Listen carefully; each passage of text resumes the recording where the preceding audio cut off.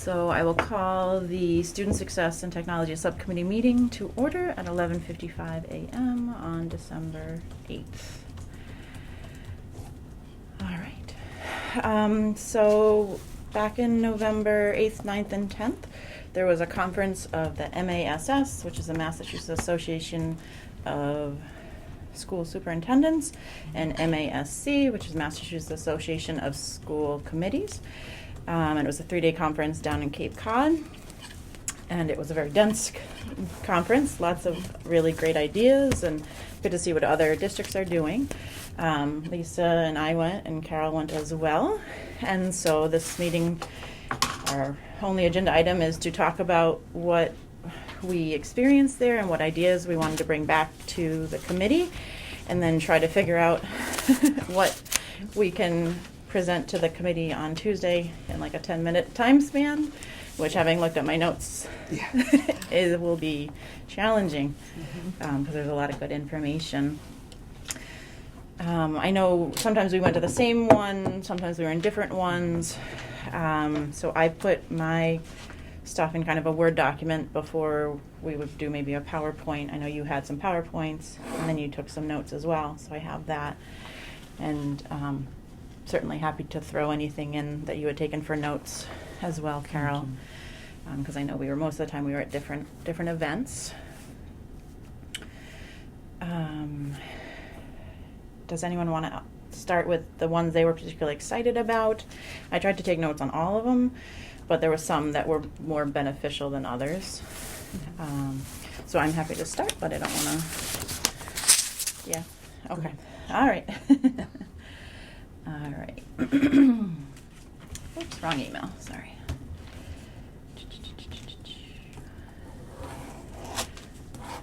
All right, let's maximize that.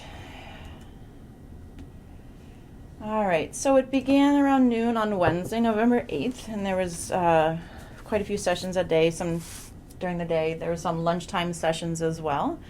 And so I'll try to briefly go through. Get the width of these paper. Maybe down on the right. No. If you just make it bigger. Just bigger. There we go. Thank you. All right. So the first session I went to was getting started with DE, One District Pathway to Learning and Decision Making. And it was a story of the Chelmsford School Committee's journey. It was a 3-year journey that they had. And so I don't know how well that is to see. But the Chelmsford community represents a wide variety of identities, backgrounds, languages, and experiences. They're focusing on making each and every student given the opportunity to succeed, thrive, and belong in Chelmsford Public Schools. We believe that increasing diversity is and will continue to be a strength of our district. And then they had a little mission statement, is to educate, engage, prepare, and empower well-rounded and knowledgeable learners who persevere through challenges, demonstrate respect and integrity in their words and actions, and are dedicated to their community and display empathy as global citizens while discovering and pursuing their full potential. Their mascot is the Lions, and so they had the acronym PRIDE: Persevere, Respect, Integrity, Dedicated, and Empathy. And I thought that spoke to kind of what the portrait of a graduate, what we're trying to do now within the district. So in Chelmsford, after the murder of George Floyd, there was a town DEI committee created, and it was prompted by alumni. And so their three-year journey kind of started with something called ideas training through DESE, and then there's also Mass Racial Equality, Diversity, and Inclusion, the READY. So it's ideas versus READY, and they decided to do the ideas pathway. And so there was a lot of reflections, a lot of workshops. There was 3-3-hour sessions. And then year 2, there was 3-3-hour sessions as well, looking at different aspects of it as well. And then there was professional development, including those speakers. There was ideas consultants from DESE that came in with them. And then there was also book groups that reviewed different books to help with their curriculum as well.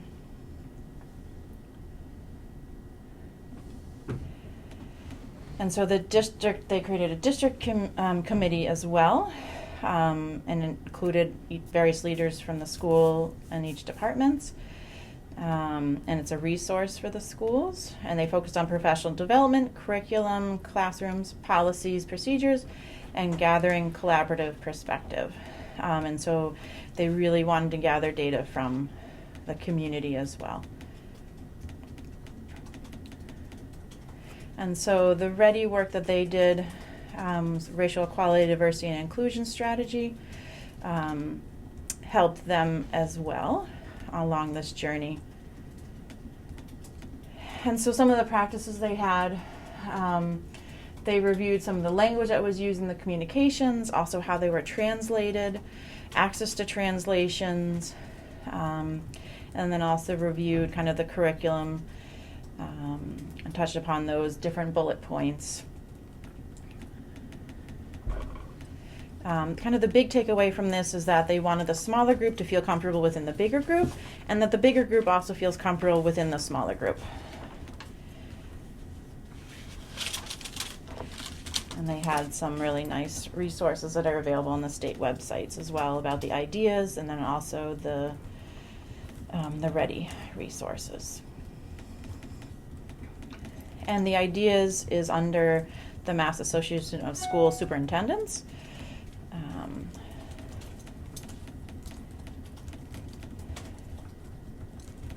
skipped it,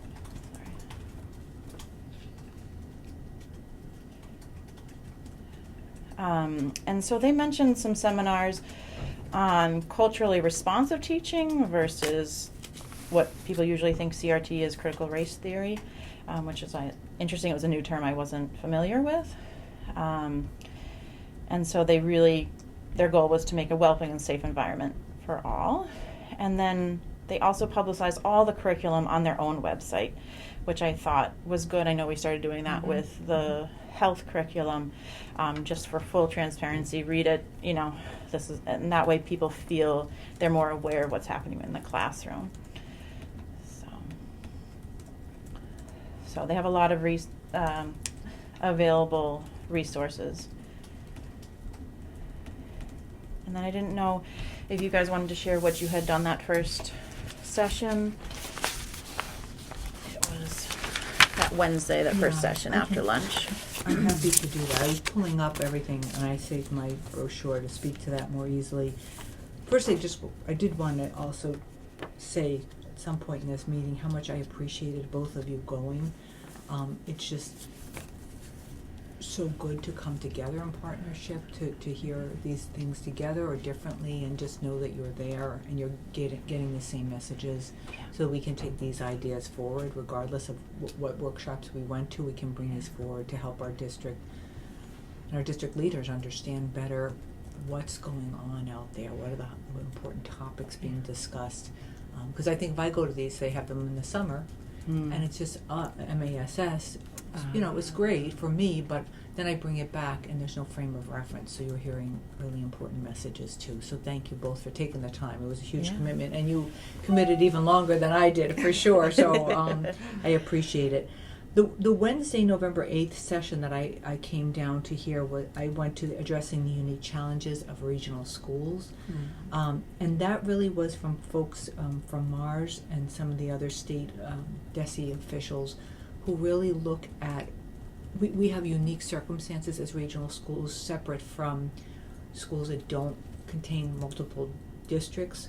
And this was a chance for them to talk about how we move forward in the budget process, which we've subsequently had with Mars as well in our own district. But I think what was interesting in this meeting, and then the smaller session I went to after that, was how similar the issues are, and then in some cases how different they are as well. So I appreciated that time, and it just helped me also network with some more people that will help us go through these processes as well.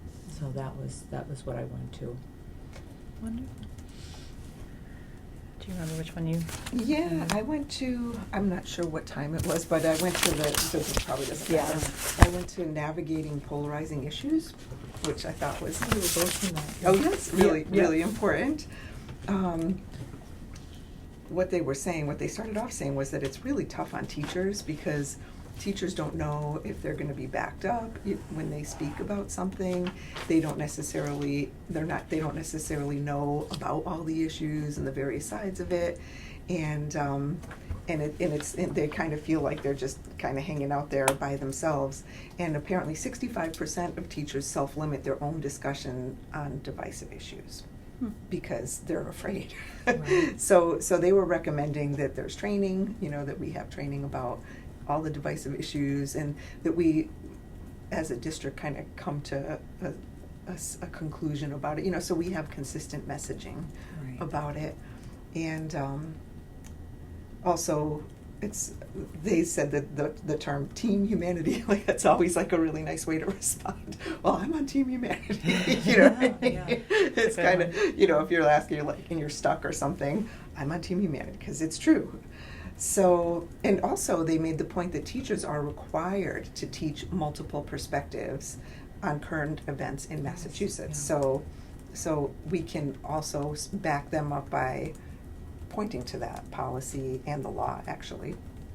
And Lisa, the key in doing that for the teachers, and I think particularly of the upper grades, the high school, is that they are quite well aware they're not allowed to insert their own perspectives, but allow for discussion of the students as they grapple with these kinds of different perspectives in an educational way. Right. So, yeah, it's good. And they had some really great ideas, and this was stuff I was kind of trying to bring up before the conference even. I'm like, why don't we have our office hours, in like community spaces like 19 Carter or something like that. And they actually brought that up. They said you could have listening hours or coffee hours, and just people can come and talk to you and express their views. You don't even necessarily have to express any district views, but just listen and take it all in. But another thing that they recommended that I thought was a really fantastic idea is that we have a community forum or something called community conversations every month, and we have a different topic each month, and we have maybe round tables and diverse perspectives at each table, and so we have discussions with each other and maybe some sort of presentation. They also recommended that we have guiding questions for people to talk amongst themselves, and they said the school committee should not be the facilitator, that there should be somebody else facilitating it. And I thought maybe Braver Angels, like somebody from Braver Angels would be fantastic for that, because they really specialize in that. So I thought that was a really nice idea. They also recommended focus groups, having polls or surveys, and just to be around at local events and having visibility, maybe even having a table at a local event so people can come up and talk to you, just so that there's always that ease of approach. Yeah. And so if we do decide to have any events like that, they said just make sure you do the outreach, because it's going to be really hard to get people there at first, but they usually get more popular over time. So do the outreach, co-host with other groups, and then they also really emphasized summarizing what the discussion was in some kind of written form and reporting it back to the community. And then the people who went really feel heard, and everybody else feels up to date. And it's just a really good to keep the conversations going.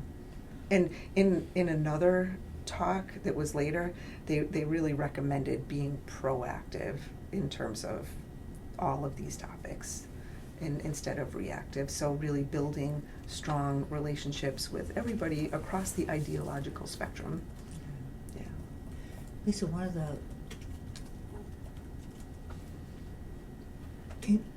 of the things I've noticed is that we get a lot of feedback and input from our school district community, parents who are involved, but we don't really, I think anyway, in general, meet the needs of reaching out to the larger community, all of the folks who are out there who were wondering, or may not, but they may, I think they are wondering, what are we talking about? How do we address these types of topics? 19 Carter is a wonderful place to go. I've had a chance to just go there and hear what their concerns are. But I know that they would be on board with this type of work. I think we'd have to figure out how to do that in Boylston, but I'd be very interested in pursuing that. I agree with you. I don't think it's certainly not the school committee promoting that. I'm not sure if I would, but I would work in conjunction with these. Like we went last year for the budget to the garden committee, where a lot of people are attending those meetings. Yeah. Right? Do we want to just have those kind of public forums where we meet and talk about these things and have kind of host groups invite us? I don't know. I'd have to know who's out there and who would be willing to host. Yeah, us. the senior group in Boylston isn't as organized as 19 Carter. There's not like one place. It's usually like the town hall that they meet, and then they have one monthly meeting. But it was, we would have to plan ahead because I know they weren't receptive to less than a month's notice to come in and talk. If we could, I would love to even know who to reach out to. When we were doing the budget piece, I like the Council on Aging in Berlin, is that what they call it? I spoke with that group. We did a Zoom. They were meeting at the time in person. And 19 Carter kind of spans all generations, so that's a great avenue to go in. But if I knew who it was in Boylston, we could put something out more than. Yeah, I had reached out to them for the budget, and they had a handout that they allowed to be out, but they didn't want us to come and talk. So. Oh, okay. And that's why we ended up seeing the Boylston Garden Club. Yeah, that was great. But even I went to 19 Carter already this year because I don't want them to always see me representing the budget. It's the budget. I want them to see me as, hi, it's me. I'd love to chat with you about anything you want to chat about. I'm happy to go more. I think it's just reaching out to them and saying, hey, we'd love to come in and just bring your ideas and thoughts about questions in education you might be reading about or have. So. And also, were you at the talk for keeping your strategic plan in the forefront? Were you at that one? No. Oh, that was a good one. So we'll talk more about that when we get to it. But it has all to do with all this, and I think it fits in really well with that. There's so many good ones. Yeah. Yeah. I just also talked to Megan this week about organizing, and I'll talk about that at school committee.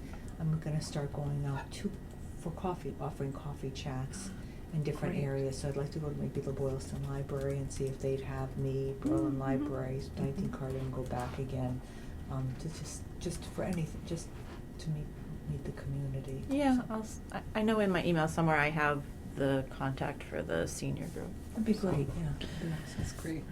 And then just lastly with this one, they said when things come up and people are angry and people are yelling, they said one really great way to engage with that kind of conversation is to refer back to your core values of the district and of yourself as an individual. I'm like, that's great. It's a really nice way to start, because sometimes you get really kind of thrown off by somebody being angry about something. So I thought that was nice and a very centering thing.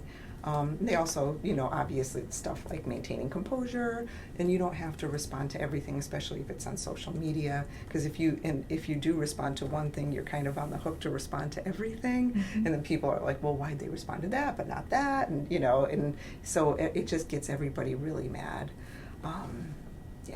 So they also said focus on the issues, not on the players. Don't be dismissive, and also importantly, don't retreat on important work because you're afraid of backlash.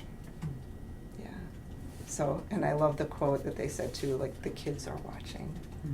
That was powerful. Yeah. To me, to you, and to, I think across the room, there was this collective acknowledgement of that, because I do see that even with the students in other areas are always watching us. Always. So we're modeling. Yeah. Yeah, and then that's the end of that one. And these were my notes. I'm not sure they're all fully together. I think that bottom quote was for something else. So, sorry. Well, I like them. it's relevant. It as is well. relevant. It is relevant, yeah. And you didn't say it, George Washington did. So. Yes. I thought it was a great quote, though. Sorry. Oh, and by the way, I brought 3, but I don't need one because I had one, and I'm going to have one later. So please, there's enough for everybody. I'm sorry. I wasn't thinking when I said that. All right. So I think that was, and then the next session, there was this panel 2. And so I went to interest-based bargaining and challenging times, and I know next year is the next bargaining with the union. So I thought that was pretty relevant. And so it was interesting. I'd never been involved. So they talked about what is interest-based bargaining. And so it's separating the people from the problem, focusing on interests, not positions. And then parties are partners in problem solving. And so there is a training, 5 to 6 hours, how to do interest-based bargaining. And it covers self-reflection, team building, communication skills. Haha, ironic that I misspoke there. And then nuts and bolts of the process. And this is versus positional bargaining versus concession bargaining. So putting things in you don't really care. And so if, to show that you're giving, you can get rid of some of the things you're not feel strongly about. But ultimately, you get the skills to suspend your judgment and learn how to talk to each other in a trusting way. Get rid of us versus them. So I kind of said that. Just like, where did you get all these wonderful slides? Did this come from I took the... pictures of. Was that how you got it? Wow. I did a lot of downloading Of the last whole night. thing? Wow. Yeah. So. That's crazy. So was like, yeah, did so they I figure send- I just threw everything in there, and then people can mull over it. But it really seemed like a good training, and worthwhile. Maybe something we can think about in the summer or the beginning before bargaining starts. It just really makes everyone work together and respect each other and recognize that we're all going towards the same goal for the kids.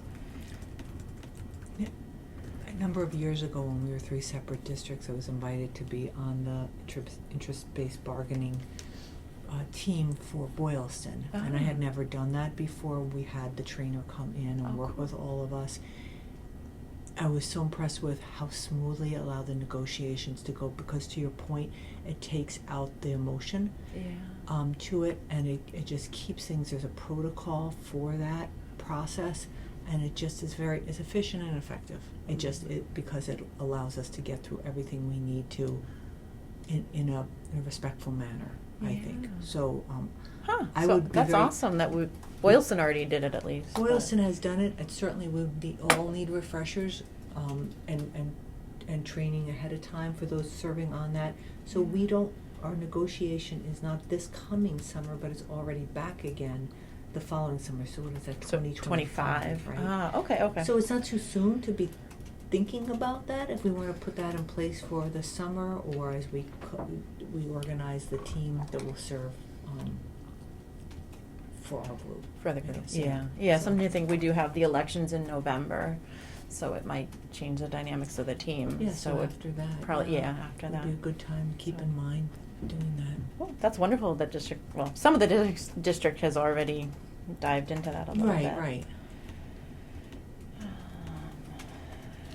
So, and some of the questions the training answers is, how do we prep for it? What happens? How long? Just the nuts and bolts of it. So that was, So that was the second session of the day on Wednesday. So I don't know which sessions you guys had gone to Wednesday afternoon. I think you might have talked about the Thursday afternoon? when they were still on Wednesday. Sorry, unless you guys already talked about yours. Yeah, that was the one I went to. That's the one you went to. Wednesday. Okay. Right. Thursday. Well, then there was session 3 on the Wednesday afternoon as well. That was the 3:25 to 4:31. Didn't do anything. So I went to the building bridges one for equity and polarizing time. So similar trend to, there was a lot of those types of different topics, similar themes. And so it talked about what's making a leader, empathy. Interestingly, in East Hampton, they got rid of their SRO, and now the police department employs a social worker who's in the schools. And that was done, I guess, by the equity committee, which includes students, educators, parents, and school committee members. Did they say why they did that? They were looking like what's required for the safety of the students. And so they felt a social worker spoke to the needs that the students had. So I know that we do have, not a social worker, but we have the adjustment counselors. So we already have some of that. But that I thought was an interesting statement by them. Well, I'd be interested to see if parents were, because remember we had that parent come and talk to us about making sure the school is safe if there's, you know, a shooting or something like that. So I thought that they really wanted the officer actually at the school. And I'll be following up with that at the meeting. We have a date that we were asked to present a forum. So we have a January date for that, so I'll be announcing that. And that will be the opportunity for folks to come in and ask questions about, you know, and give us a sense of what they want to see happen. So, yeah, we'll have to see what direction that goes in. Yeah, and Megan, Mike, and I had gone to the Boylston selectmen meeting, and the chief was there, and so it was the discussion of what that would look, what an SRO would look like. So that was also illuminating. So I'm glad that the forum got a date. Yeah. That's wonderful.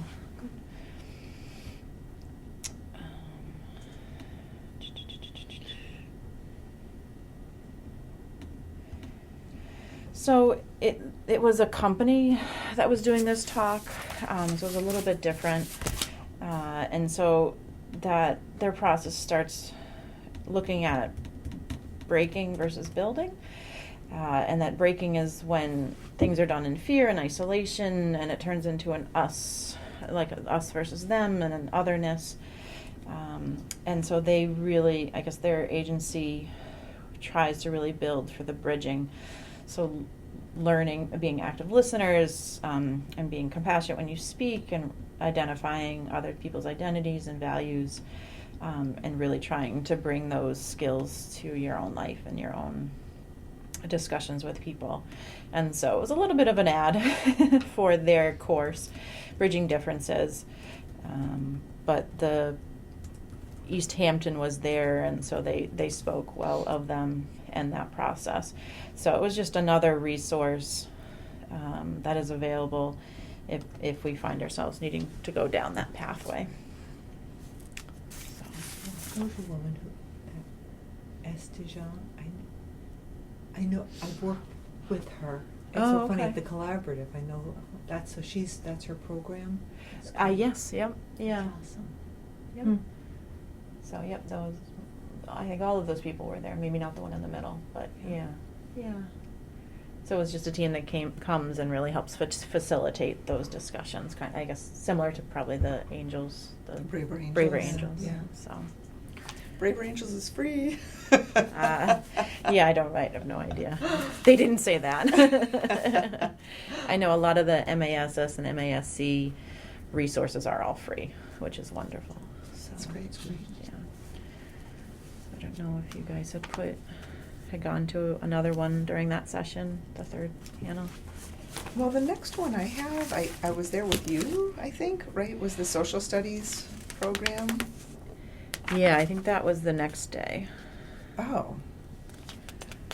I think some of my notes are missing. Mixed Mine up. are definitely. Yeah. I was looking on the mic, because I wrote notes and took them on my camera, now I can't find, on my, When was the one with the collaboration of different schools in Blackstone Valley? Yeah, 'Cause that was great. That was great, and I got the original slides from her, which I'll put in the thing. Mhm. Yes, Was that on? I have that. Okay. Yep, I can skip to that one. So that one was one I was the most excited about. Yeah, that was amazing. Just bring that up. Sorry, she just sent this to me this morning, thankfully, so. I won't tell you what time I emailed her. Uh-oh.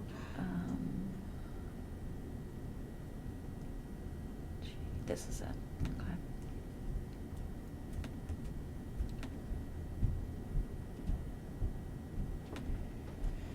Okay. My apologies. Yeah, so this was one of the things I was most excited about from this conference, because we were talking about how we lose students to Assabet Valley, or, students just don't know where their interests lie when they go off to college. And so there was a couple different resources that were available, but this one was exciting. So this was the 12 different schools within, oh my gosh, Blackstone Valley on the what it says on the computer.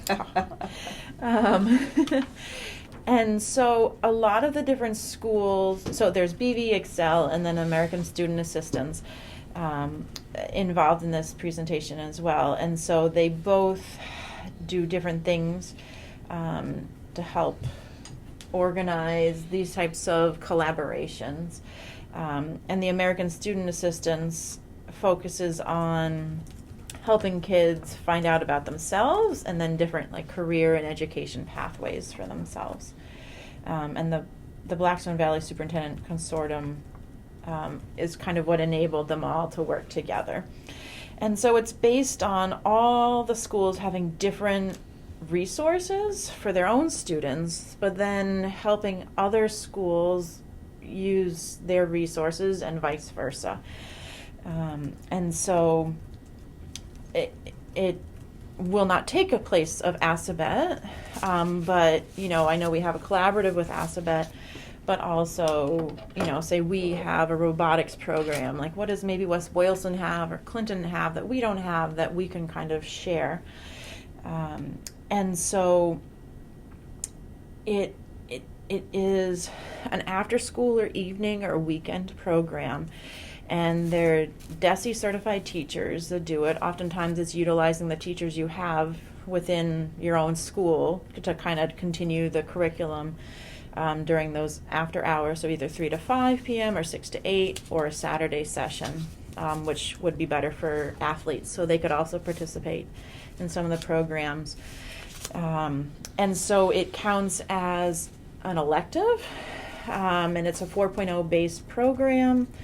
It's weighted the same, and the teachers are paid extra for their time, but it's utilizing kind of the same curriculum that they use during the day, but a smaller portion of it, and it's so it's like 2 hours a week or over the semester, so it kind of just clumps it into one evening rather than spread out throughout the week. Who does it reach? What ages? Do you know? So it's high school. It's a high school program? It's high school, yep. And so some of, and so in terms of equity, it helps the students that maybe are more hands-on. Maybe they, like autism spectrum, and so they're maybe not as enthusiastic about the regular curriculum. And so this one mom was speaking about her child on the spectrum, came alive in this program, and it was really something that they then suddenly couldn't connect, driving him to and fro this program, and so it really widened the engagement of the students on a non-traditional level. And so you can see automotive and carpentry and welding. There's also a nursing, like a CNA. And interestingly, I found out recently from a patient that Worcester Tech does this for other Worcester schools as well. They have a once-a-week program where you can become a CNA, like a certified nursing assistant, not being a student at Worcester Tech. So I was really excited to hear that they're already kind of doing that in Worcester. Yeah. Because a lot of kiddos that should probably go to Worcester Tech don't, because it's just the need is so great and there's only so many spots. So one of their schools had a smart board, and so they were able to do the CNA training, like I mentioned, culinary, welding, manufacturing. So, I don't know what resources the surrounding towns or what type of collaborative we could maybe look at, but it was a really exciting idea.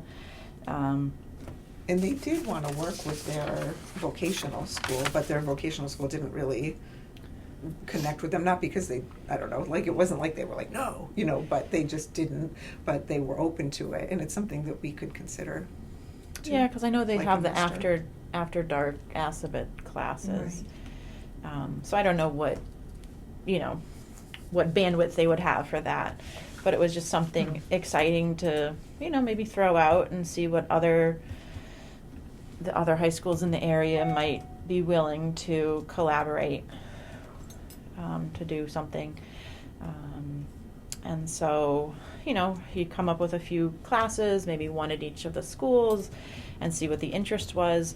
They did over time really picked up the interest, and kids are repeat visitors in terms of the different classes. They did have a coordinator position because it was 12 schools. That eventually turned into a line item in the budget and teacher she was stipends. part-time, I think, right? Like 20 hours or something. 10 to 12 hours per Yeah, week, yeah. exactly. Yep.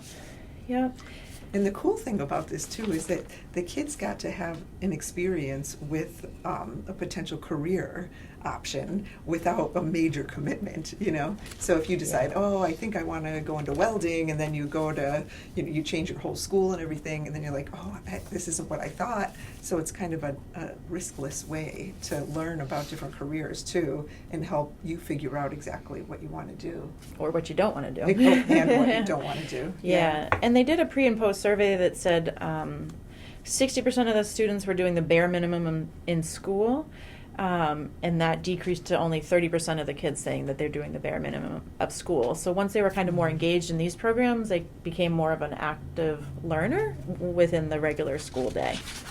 It's like they connected dots, like I'm learning this for this. Like it made learning exciting again. Yeah. I thought that gave me chills.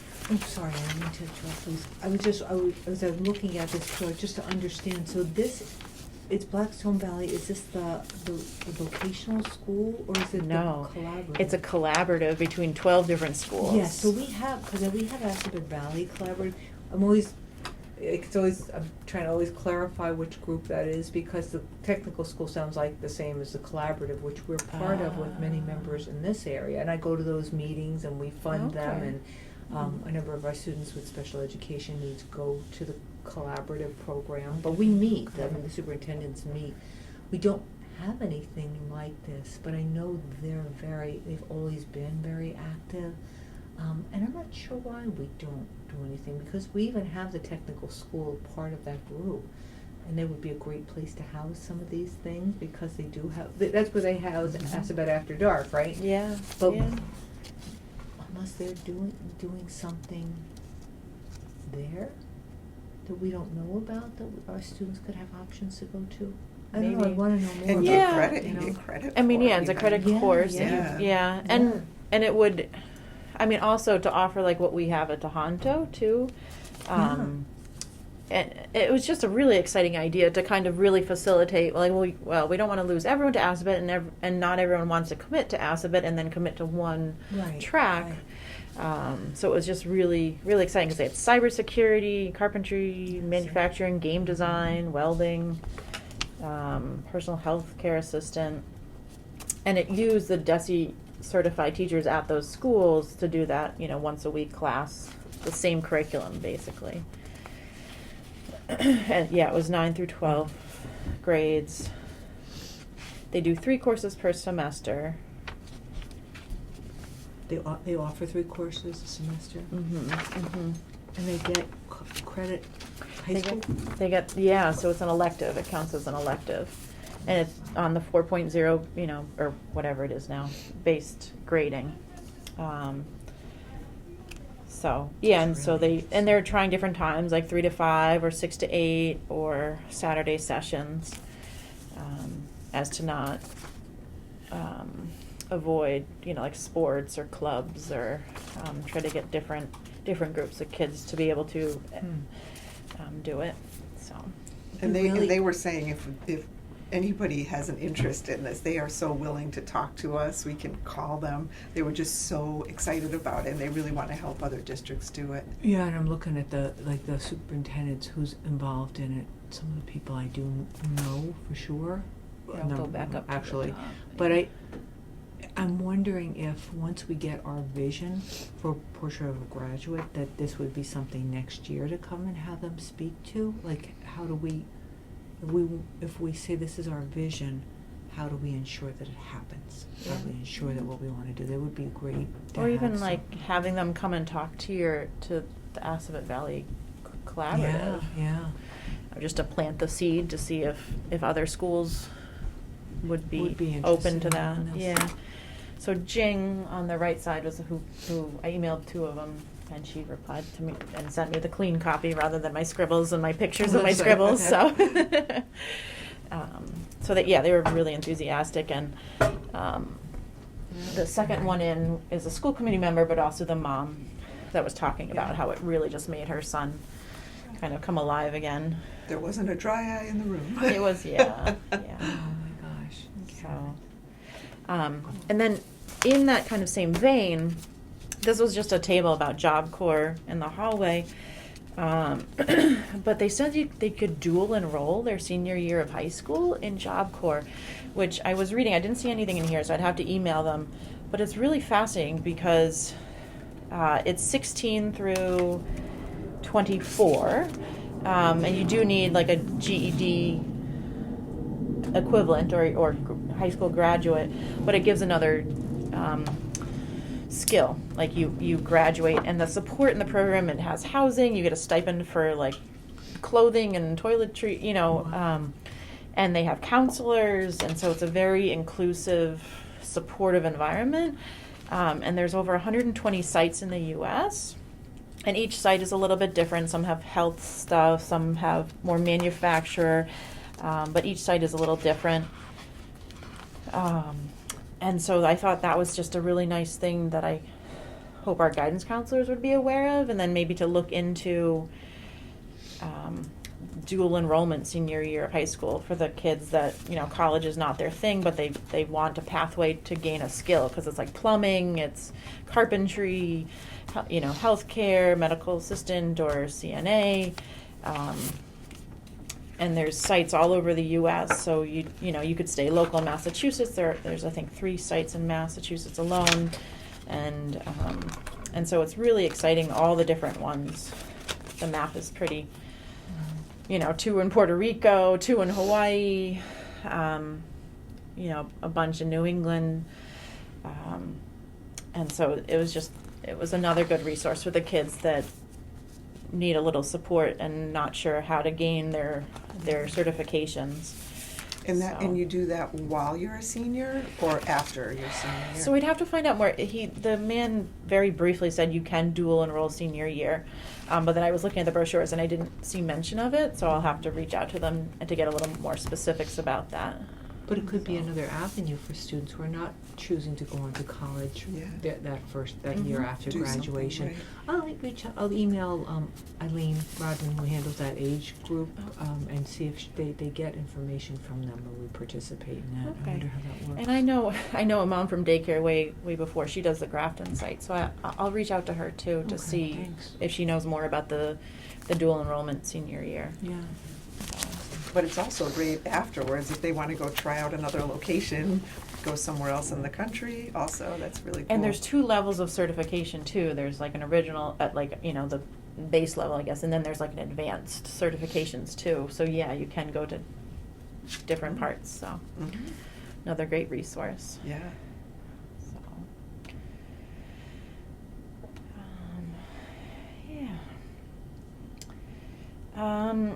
This next one, it wasn't as fruitful as I had thought it would be. So it was promoting equity through social and emotional skills. They have CASEL framework that they talked about, but also Safe School program through DESE, and it's finding space for all of our students. And they're saying social emotional learning is the plate, not a piece of the pie or piece of the plate. It's, and there was another analogy that it's the table and then everything's set upon the table. If you don't have that social emotional learning, that you can't have anything else, which I think is definitely, And that tied into what we experienced through the COVID time period where students, and we saw it was very glaring for children coming into the district into kindergarten. They didn't have preschool, they didn't have preparation of social emotional skills, and it really has been a catch up for them since that time. We see that continuing on. And if they're not ready to learn, the learning isn't going to happen, no matter what we do academically. Exactly. Yeah. So I'm thrilled that we have that social emotional curriculum already in place. Yeah. And then the health teacher also, I think, is teaching part of that curriculum. So definitely a huge need.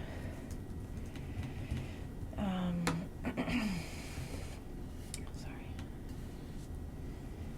And so they just touched upon what is it, managing emotions and being self-efficient and stress management and a growth mindset, which is super important. Instead of saying I'm stupid, it's no, I'm going to learn from my mistakes and grow from this, which I think again is so important, especially after the pandemic.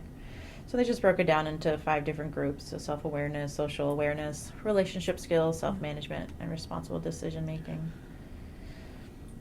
And the self-image, we were hearing Jessica and I, well, the 3 of us actually, in the portrait of a graduate, that one alumni speaking to the idea that a friend, telling the story of a friend that chose not to go in a certain path because they had gotten the message that they weren't good enough in this area, and so it kept them from pursuing it. It, right. Yeah. I mean, it's just amazing messages, subliminal messages or direct messages that we get as young people, and maybe we can even think of those, I certainly can, about what we're good at and what we're not good at. Just said kind of sometimes just in passing, that it was so powerful. Yeah, you remember that your whole life. 100%. Yeah, you do, but the person who said it does not. Absolutely. Yeah. Right, and they're not thinking about you for years, but you have that in your head for you decades. do carry it forever. Yeah.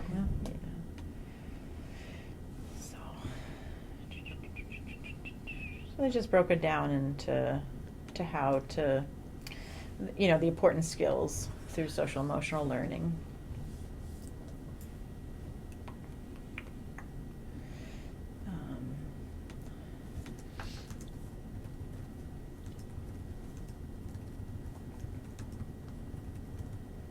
And that we do have to make it intentional. And so that's why it's so great that we have that curriculum already in place. So. And just to advocate for those teachers, and taught by such a great group of teachers who really handle this in such a sensitive and caring way. I'm grateful for that. Yes, no, absolutely. So there was a company, EDC Solutions, that was helping with that process. So I have the QR code somewhere. And so then kind of what came up next in the schedule was the supporting culturally responsive social studies with investigating history. And the investigating history is a free open source curriculum by DESE, and it was released for 5 through 7 for this school year. And so it seeks to engage all students in inquiry-based, culturally affirming, and civically relevant social studies learning. And Medway was doing the presentation, and they piloted the curriculum.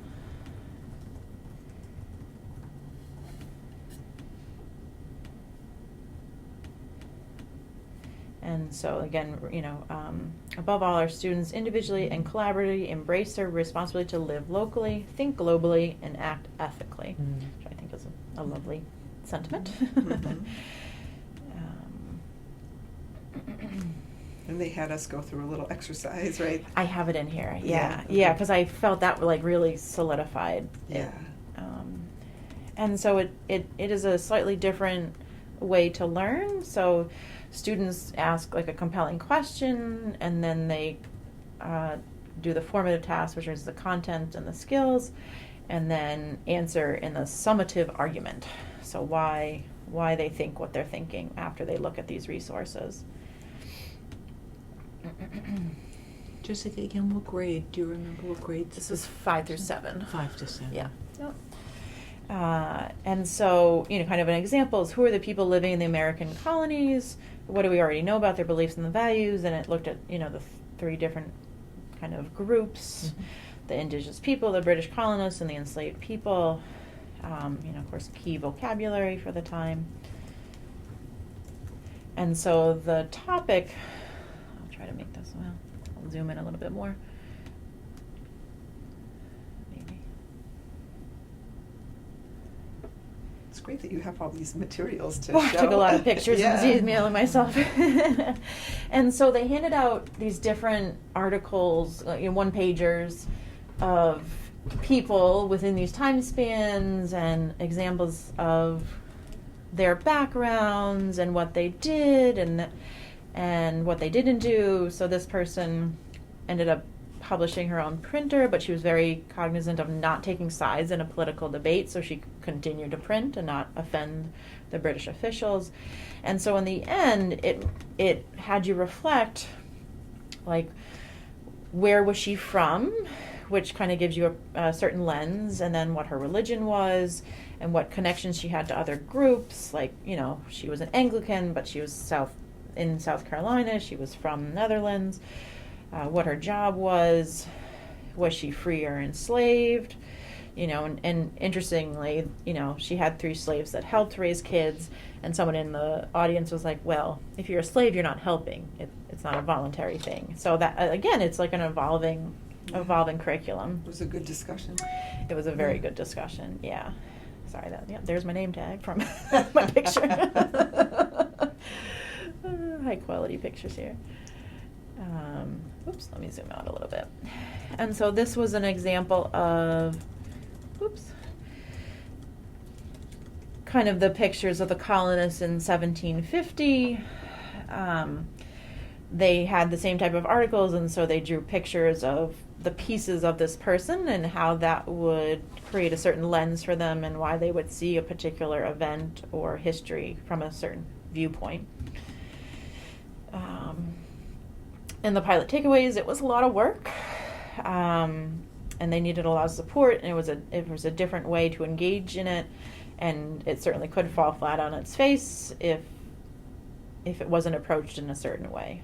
So it looks like to be a great resource, but a lot of energy to start it up. But they have the curriculum, and I guess they're coming out with elementary, I think, next year. So they're working on that as well. It really seemed like it would bring history more alive to the students. Yeah. And also to look at it critically and to think about it instead of just taking in the information, to really think about like one person at that time. Yeah, and when we started talking about historical fiction, how it really personalizes Yeah. and makes you experience the time period from a person's perspective, and how that was really, we both enjoy historical fiction apparently, and so we were chatting about that, but I think it really brings it alive and allows them to experience it and realize what experiences go into the events that were happening around you. Because you look back, you're like, how could they have done that? And even things today, like, how could that have done it? But, well, there's a lot of things coming in to a situation, and to be able to realize people's perspectives behind those events. Mm-hmm. So. I think that was the intention of the 2018 the curriculum frameworks for history and social science, was to do more of this work. I want to say, like, theme-based, but in a deeper way than just theme, like taking that essential understanding and then tying in different time periods and how how certain circumstances at the time influenced the decisions that were made at the time and what were the results of that, particularly at the upper grades, but even in the elementary level too. I think that we're seeing more of that, rather than just the facts, the kind of dry social studies that we might have experienced. I think that they're doing much more. The perfect example is the civics projects that they're doing at the high school, and then eighth grade. Eighth grade they take one topic and they study that from different perspectives, and then they come up with some kind of an action step that they want to move forward, and they present that.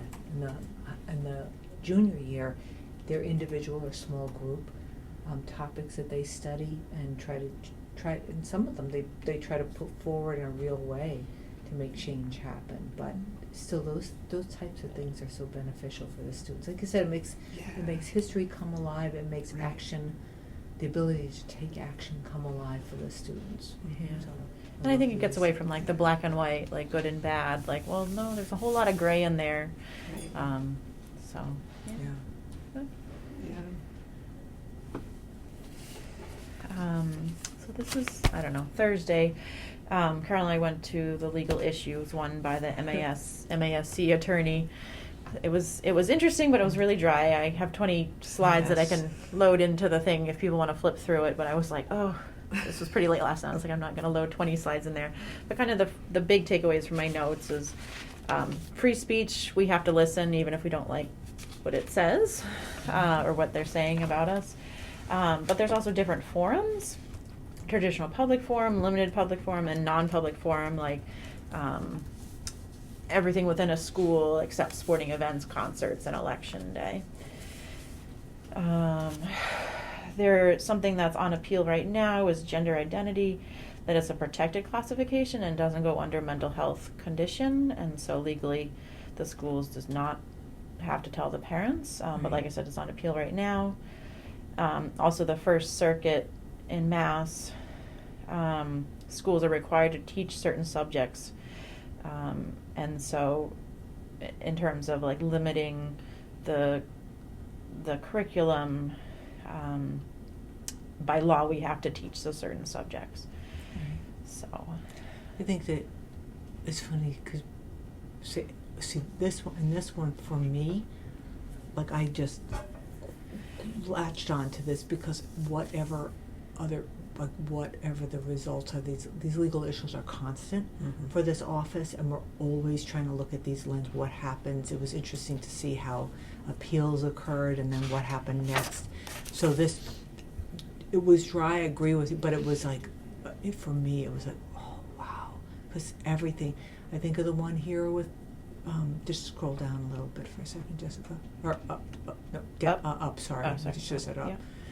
You know, the gender identity, and there's questions about when does we have to protect the child. That's law for us right now. It's a classification that parent, it's bubbled up in some of our conversations with a school committee. What with parents not having to be told, like that's the way it is right now, like it or not. Like if a child wants to identify in a specific way, when do parents have, what about parent rights, and how old should the student be when parents should be included in there? Are the students 18? Are they younger?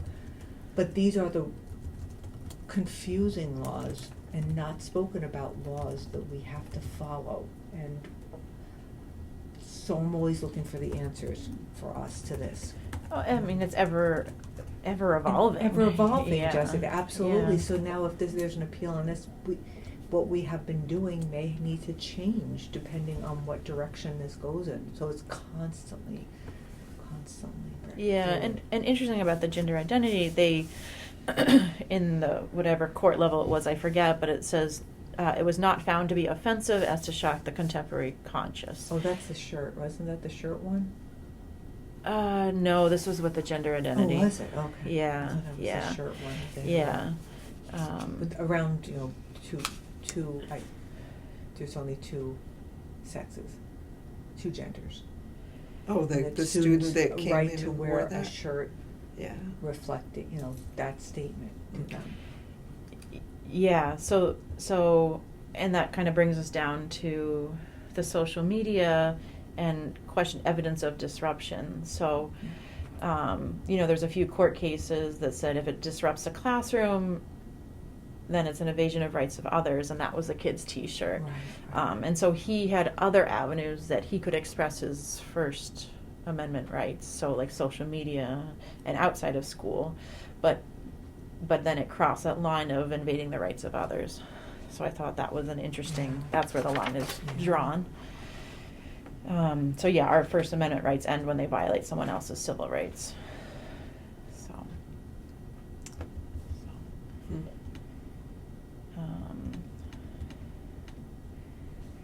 And this was Thursday afternoon. It was a super dynamic speaker, Dr. Darnisa Amante Jackson. Yeah.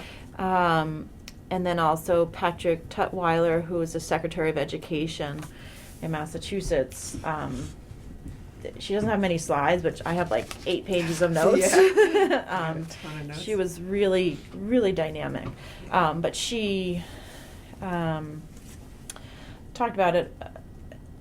I thought it was a really, it's like a Gestalt switch. It was like the whole like tectonic plates didn't exist, and that was a Gestalt. It made everyone look at things differently. And so with this, we all have different perspectives, and kind of what I was talking with before, looking back on like what's the root of people's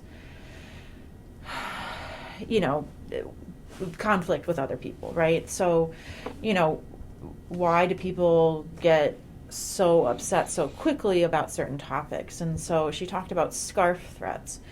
And again, it goes both ways.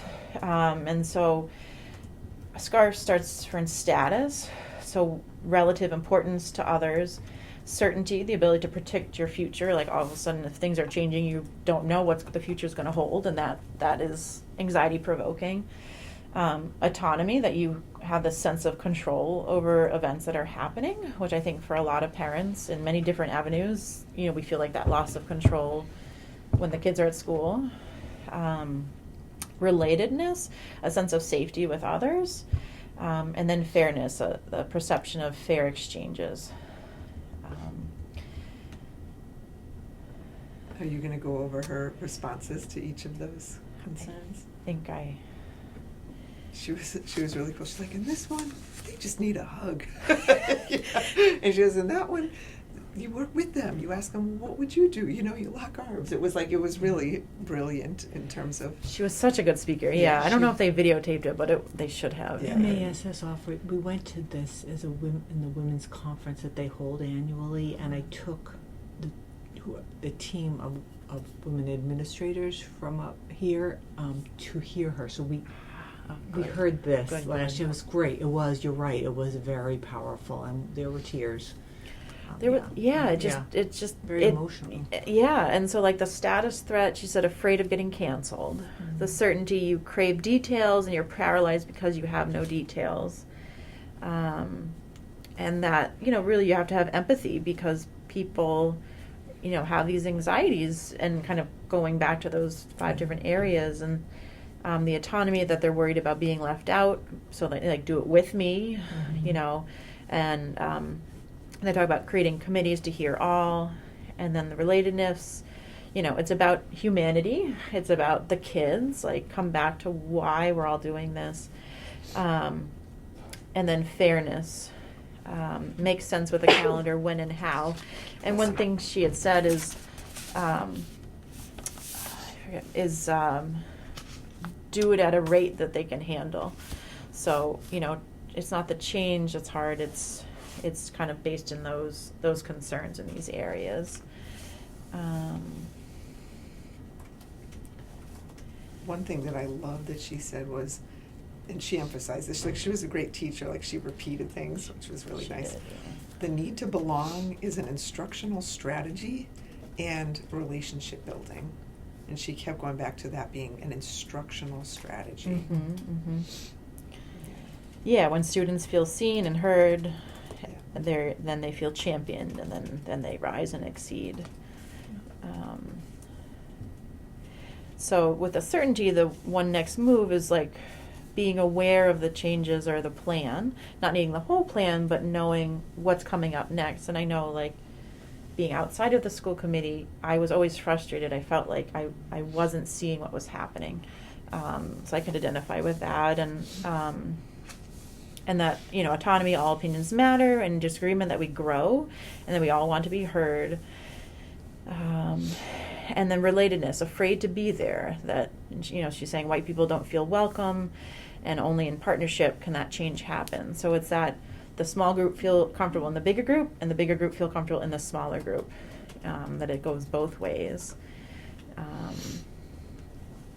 And then the fairness, manage expectations, only can do 2 things at a time, and adults need time to process what this is all going.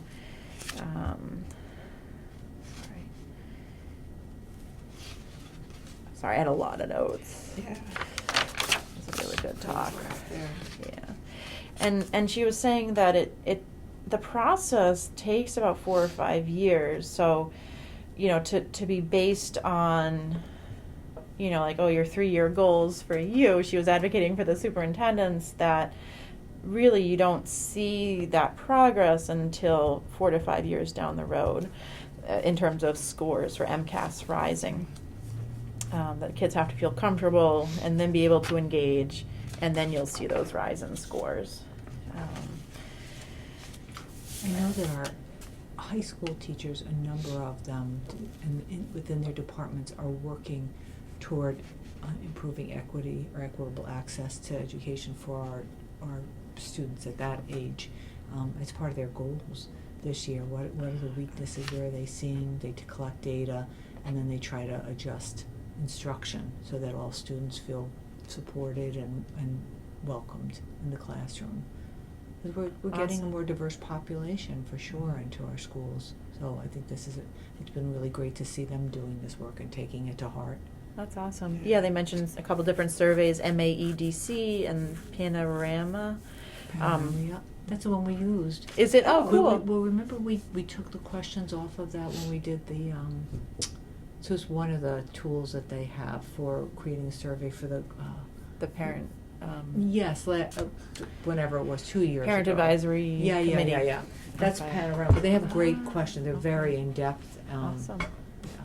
So what we try to take from there for some of our questions. Yeah, well, they survey said it was questions. a good one. Yeah, So. it was really And, good. and this was the Yeah. lady that said that we have to base everything on data, right? Which she really, like, we needed a budget item for data collection. A data coordinator, exactly. Yeah. So. Yeah. So I know some teachers are more data driven than others, or get excited, I guess, by data. But yeah, that professional development, and that it gets into the pathways for teachers.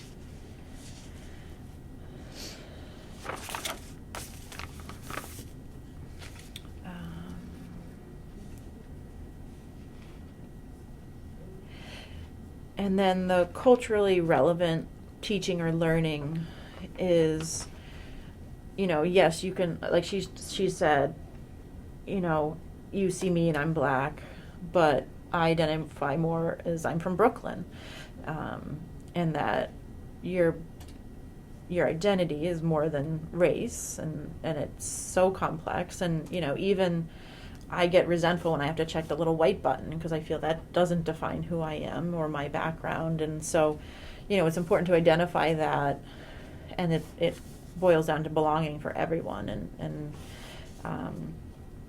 then once you have that, then you can have that transition to people being able to engage, and the 4 forms of non-belonging, the process to get to the increase in the MCAS scores.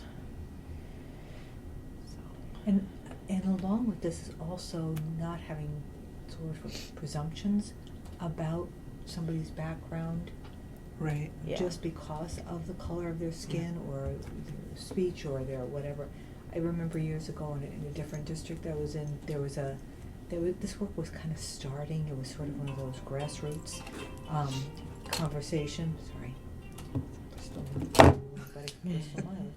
So, and there was a very well-intentioned art teacher who had these children after school and was trying to promote this kind of global art program, and leaned down to a little child and said, so and so, tell us all about where you're from, and what your background was like, or whatever you call. And she said, I'm from Framingham. Mm-hmm. And so she was a child that was from, who was in this country. I mean, but that person assumed that because of the color of her skin and her name, Right. that she was from elsewhere too. So in addition to supporting, we have to make sure that who the child in front of us and who we're speaking to. I think she said something about not tokenizing people. Tokenizing. Tokenizing. That's Like, the that was word. a good, I That's never the heard word. that word before. Yeah. Right, that's a Yeah. great, It was eye-opening great- to hear that. Yeah. be mindful of that. Yeah, and how you phrase things. So like, as a provider, I ask my high school patients, like, what are your plans after high school? Not like, where are you going to college? Because that, and so really realizing how you're framing questions really matters quite a bit. Like, any significant other in your life, just to allow that space for those conversations to happen and for them to feel comfortable.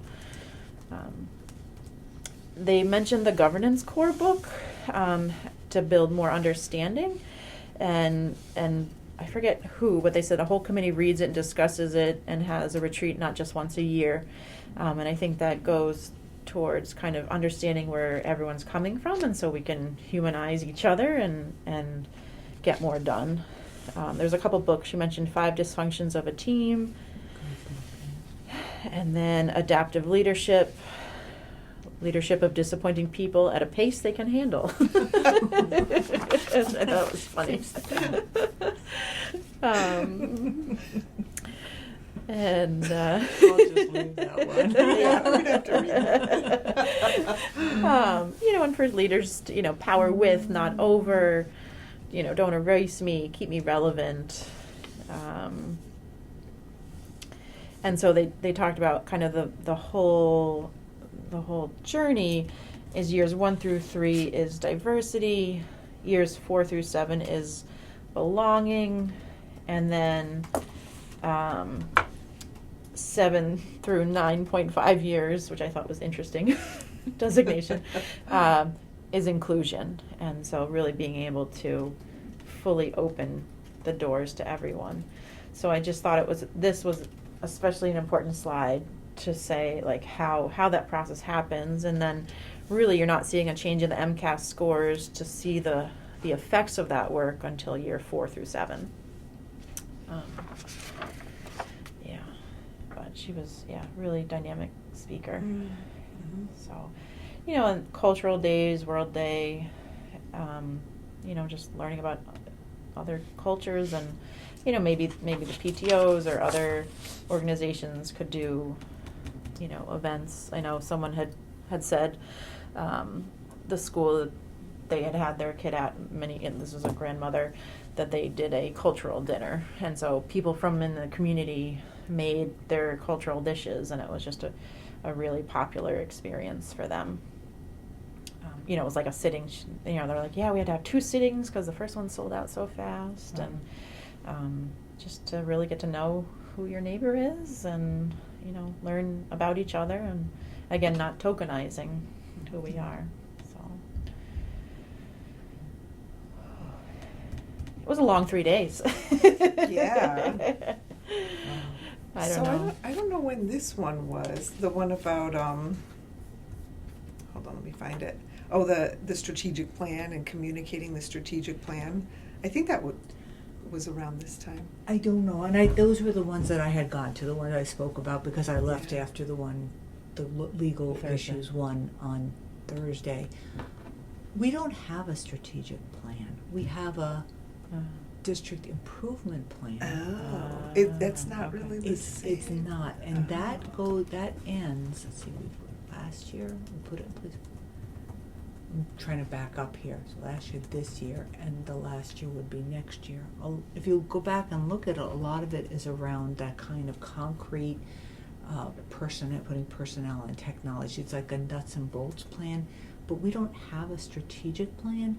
That ties into Portrait of a Graduate. Mendon Upton created one, for example, and they started with their strategic plan. It would be important to create that. I think learning about how to do that, I'm reaching out to them to come and help us, guide us with Portrait of a Graduate. For us, it may be that we create the vision and do that next year as a strategic plan approach to this.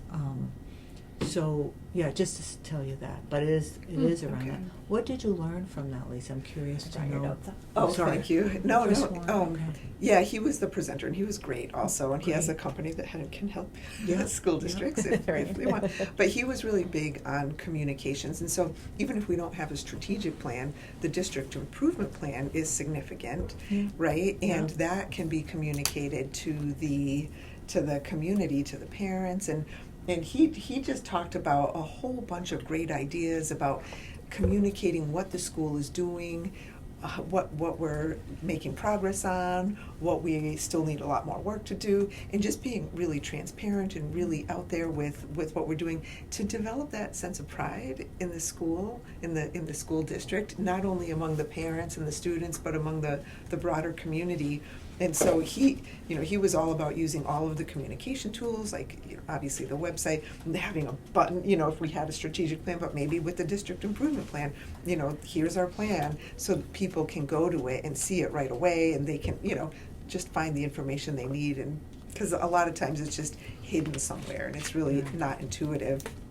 Well, and you did that a year ago, November, I think you talked about the 3-year plan. So I know we keep on saying, like, find that piece and edit it out. So I think putting like a link to that YouTube. Yeah. Right. Because it was really exciting, all that you were saying, and and like how could you watch that and not be excited, right? And so he had a whole bunch of very specific ideas for communicating this on the website, and I thought it was really nice. A lot of school websites are just very antiquated looking, and they're very, kind of just a lot of heavy text, and you can't really find things. But he's like, make it interactive, have an accordion type thing, like with the FAQs, so you can click and see more information, that kind of thing. And he really emphasized the importance of good quality photos, maybe even hiring somebody just to have these, instead of just like a room with a bunch of people, like have the close-ups you can see their eyes and they're smiling, and it just really draws people in. And you can use that not only on the website, but also in social media, and have a regular communication with the community about what progress we're making, and always go back to, this is our plan, and this is what we've done, and this is what we're doing, and just have those progress meters. And he also recommended that this, I'm not sure if it's in this one actually, that this, I think it was this one, that the superintendent actually writes a series of op-eds, about like to a local newspaper, like, this is what we're doing in our school, just for that community outreach again and that pride. And then, what was the last part here? Oh yeah, so he was really big on having printables too. So if you had your strategic plan, you could have a nicely, designed printout of that, and you can bring them with you to events, and you can put them in public places around the community. You can even do bookmarks with it, and with a QR code, so people can go right to it on the website to learn more. I wish I had with me, and I've been passing it around with the principals, because I went to visit the superintendent as a friend last week at Mendon Upton. She gave me the hard copy of their strategic plan and Portrait of a Graduate. I can't even show, but I'll get it back once I get it, and to share with you. To your point, Lisa, and I think that's what we've talked about even with the other plans, right? Which is one that we had the trouble with in the beginning of the year, and formatting and all those things. Oh, the handbook. The student the handbooks. Yeah. Right, because that's the old way we've done things. How do we improve? I'm trying to think of how I can show you this, but I'll get you the hard copy. It was a glossy, beautiful booklet with like colors. Yeah. You have a copy in Portrait of a Graduate, like, I just lost it now. But it was like, I can't even, where is it now? The strategic.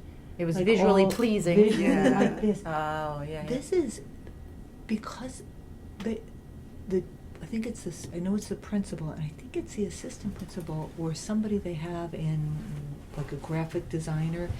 Mendon Upton. Mendon Upton.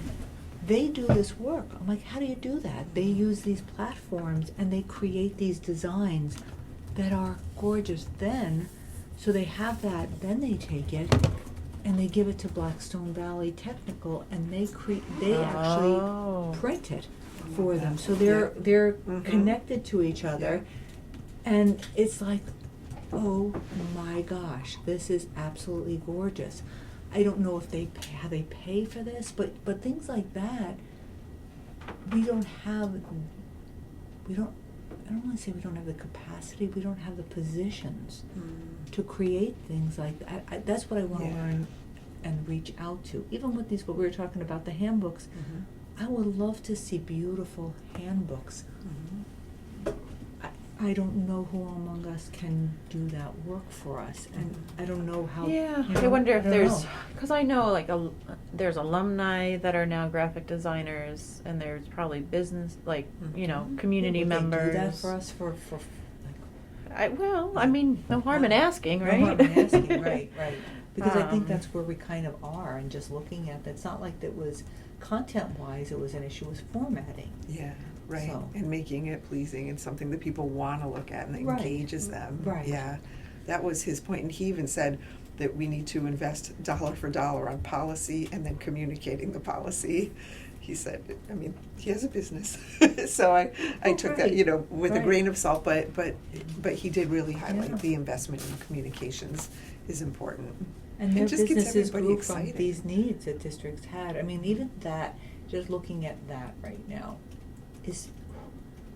I would not have a clue how to do that myself personally, but there's, like, to Jessica's point, there are people out there in the community who could do this, and have we asked? Right. Yeah. Right? So I think that's part of this work, is asking, and I would love to, I think when we work through Portrait of a Graduate, I would want to reach out, because I think even our group there would be people who knew people or knew how to do this kind of work. So, with your newsletter every week, I mean, that goes out to the the parents. Does that ever get sent to like the community at large? Like, I wonder if like with the Facebook group, is there a way, or the school committee Facebook page, like, it's great to do agendas and everything, but maybe to also link your district-wide thing to create more engagement, and we get posted to the 2 different towns. you could very Facebook easily, groups. you could do that easily and just send that out to them, which would be simple. Yeah, just in terms of engagement, like, oh, this is what's happening, and just create more optics. Like, we are doing great things. Here, now you can know about them. Right, and then when budget comes Absolutely. around, but also even with the divisive issues, with that coming up, we're creating a really good feeling by reaching out and being transparent and approachable, and highlighting successes, I think, is huge. Yeah, one thing, the very last lunch lawyer talk that they did, the biggest takeaway from that is that that the district, like, we have our electronic communications policy, and that we should have a written policy on who gets to speak for the district. So, like, the Facebook page, they said have a very clear policy on that, and who controls it, blocks it, posts, and speaks and responds. So I thought that was, in terms of legality, that we should maybe, I don't know, look at that policy just to see, now with social media being such a big thing, that we try to hone in on that as well. And should we post the, whatever bi-weekly, newsletters you have as well. I think it's a good idea, and he really advocated for all of that, for lots of posting, and even having a plan, even in the beginning of the year, remind the students, oh, we have this plan, and this is what we're doing this year. Just, and chunking it down, making it digestible, and getting everybody excited and understanding all the great work that's being done. Yeah, and so people feel more engaged and participating, not just receiving, passive.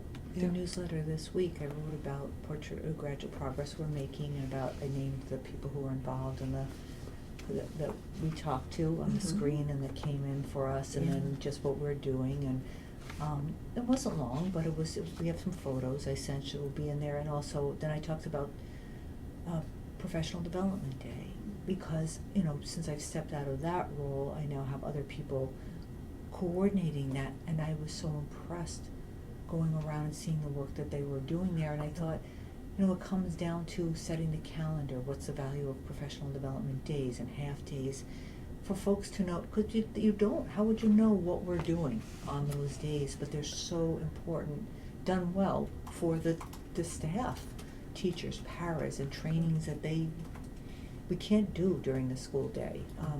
So I think just trying to promote those kinds of things so folks have a knowledge base when we go to talk about planning the calendar for next year, and where the money's going, and PD and speakers and so on. So, but I think we can definitely, I mean, I know the offices are closed today in the towns, at least Boylston, right? But it can go out next week to, maybe we'll talk with whoever does that over there and just say, hey, we just want to give this to you, and you can put it on your website if you would. We'd appreciate it, and just start to open up the door a little bit. And maybe on Tuesday, you know, talk about, you know, maybe including that in our Facebook page postings, you know, just to promote it. I know we've been here for a while, so there was an AI lunchtime session that, you know, basically people are flipping curriculum to like read at home and then write your essays in class, and so there was a few things that I'll put in the around the cheating. For cheating. But kind of the problem number 4 is how you deal with all the AI junk, and really kind of being a critical thinker of like, is it a website that's ORG or EDU? Like, is this the Mayo, like for my patients, I'm like, is this the Mayo Clinic, or is this, you know, Joe Schmo from Twitter, you know? And so being able to be a critical thinker about how to evaluate information coming out of all the stuff that's getting thrown at us. And I already mentioned the Facebook, like having a distinct written policy about social media. And we already talked about that. There was 2 other talks that I went to that I just uploaded the slides. Can I say one thing about AI? Totally. Yeah. Just because it was really interesting. I didn't know how it worked. Yeah. And so he said the way it works is the AI machine hoovers up all of the text that it can get its, I guess, tentacles on, or however you say it. and then it doesn't create anything. It just looks at a word and it predicts what the next most likely word would be. And it can create such amazing stuff just by doing that. And just word by word by word. It's crazy. Yeah. That it can come up with a story. Right. Yeah. I was in Nature's Classroom last spring with a parent, community resident, and also a teacher in another district, but she was chaperoning. And I said, I never saw what it does. And she said, watch. She happened to have her laptop out, and she did exactly that. She did. The whole essay was written right in front of it. It was around the causes of the Civil War. Oh my God! And we were watching it go right across the screen, and we're like so far behind what's going on out there in the world as far as that. People will probably listen to this and laugh and go like, I know. But he also did say that there was a story like that. Like he looked up about some event at MIT where he went and where he's a professor, and they said, and there was this whole story that ChatGPT told about this club and how just all these details about the club, and he's like, I never went to that. Wow. And then he realized it wasn't real. It just made it up based on, I guess, its predictive algorithm. Yeah. And so he wrote back. He goes, no, that didn't exist. And I was like, oh, our bad. So you really can't trust it, and it will make mistakes.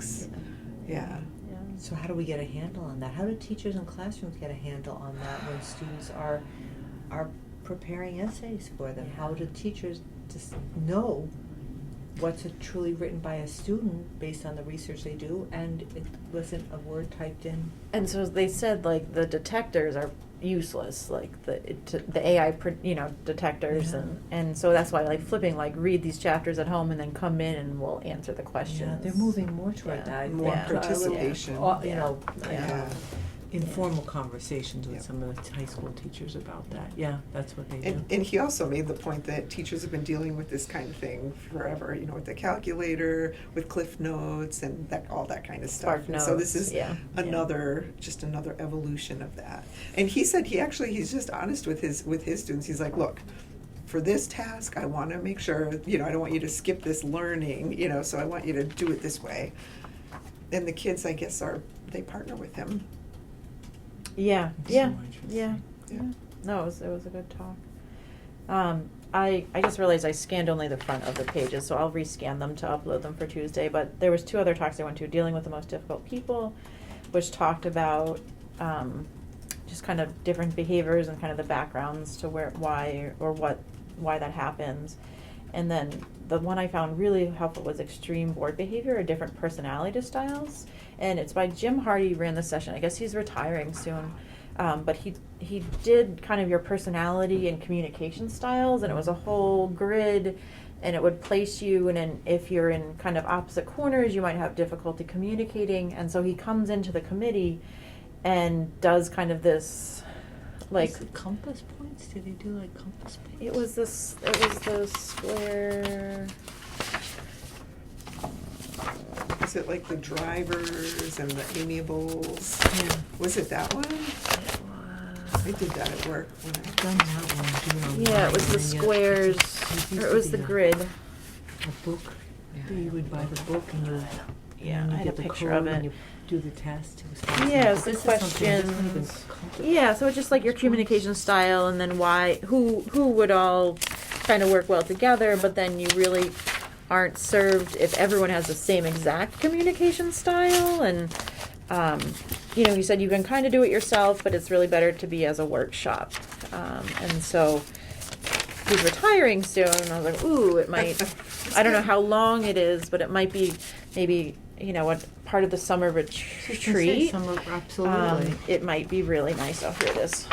Yeah, it was different communication styles, and then he had a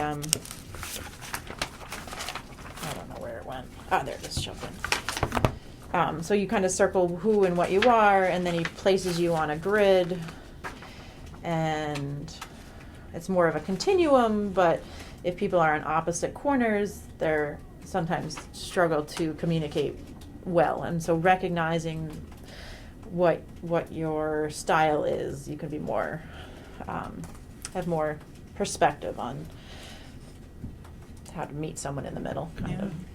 And Or with what other people you can I- can get to do certain tasks Yeah. because you're better at something than another person might be. So you distribute the. Exactly, like tasks. organization, Yeah, yeah. not my strongest skill set. So Oh, yeah, this is a really good one. yeah, so that might be something to consider in the Summer. It'd be interesting. Jessica, Lisa, how are you thinking to present this on Tuesday? Because that's a lot. Yeah, that's it's a lot of material. So Not that's 10 And I minutes. think you got 10 minutes. Exactly. So as I was like doing all this, I was like, oh golly gee. So I think it was important to have this all now recorded, and so if someone wants to go Yeah. back and like really hear about it, they can. And I was thinking of uploading kind of the agenda so they can see what other things were offered, and so I was thinking the big ones that we want to talk about. So like the strategic plan, I think was super important, that one. So maybe like you do 2 minutes on that. I'll try to take your notes and I'll make them pretty on a slide. But I think if we can spend no more than a minute or two on each topic, because Yeah, 10 minutes right. goes by super fast. Yeah. And I know there's a lot of agenda items on Tuesday. So maybe Um, so the slideshow that I started, it's too much. Too much. There's- So I was yeah. thinking one slide, try to condense your Per notes. talk. Yeah. And so just really, so if you look on that topic and try to get it down to like a 2-minute spiel. Mhm. And then I was going to do the collaborative because I thought that was super exciting, and then maybe just throw in a little little shout out to about Job Corps. Mhm. And then maybe just suggest like considering a workshop with Jim Hardy on communication styles.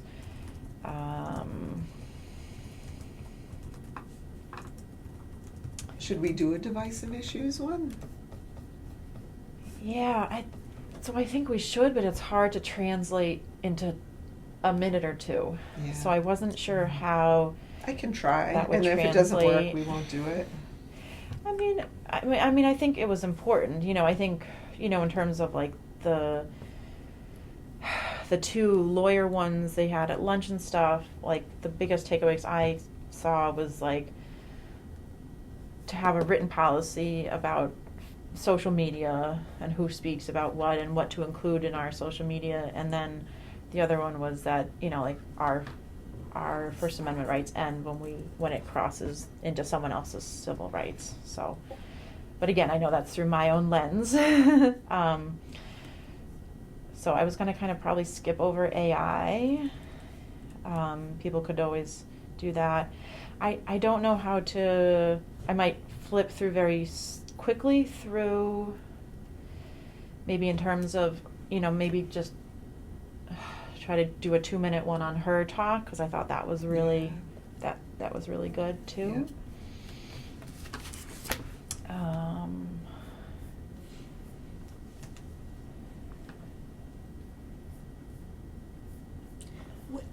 If you're comfortable with this, when you feel ready, would you share this with me so I have record of it? I can go back and look Yeah, at totally. folks that we could maybe tap into. 'Cause Yeah, I was going to Really throw it nice. into the drive. So if anyone wants to Awesome. look at it, like we're Awesome. not going to Thank say you. all this, but this is just the notes, and so people can, scroll through, and that way you have it. But that's why I was like, oh, this is going to be a long meeting today. But just like that way, we said it all out loud, and it's recorded, and Yeah. people can go back and listen if they want, and then we can just highlight some of the talks that we went to. Mhm. So in terms of the big talks, this is the marker. So the strategic plan, right? 2 minutes, and then the divisive. Was that the title? How to navigate polarizing issues. Polarizing issues, 2 minutes. So you want me to do those two so far? Yes, yeah. Okay. Yep. And then maybe right after you do the polarizing issues, I'll put in what's her name's talk on Dr. Darnisa Amante Jackson's talk. Mhm. And like, I'll try to keep it to a minute or so. And so what I'll do, I'll just take your notes and put them into a slide if that's okay. Sure. Because I know we'll have to submit them before 5 to the drive. Today? Yeah. So I will take the notes that you had taken. Okay. You don't have to speak to them directly, but that way it's there. It's something to talk off of. Okay. Does that sound okay? Yes, yes. Okay. I was like, I can't You're do like, oh my God, no. anything So no, I'm Okay. taking this on. No, and so because I have your notes that you sent to me, and I'll upload your notes separately within the drives too, so people can scroll through all your notes as well. Mhm. And all right, so I said strategic polarizing issues.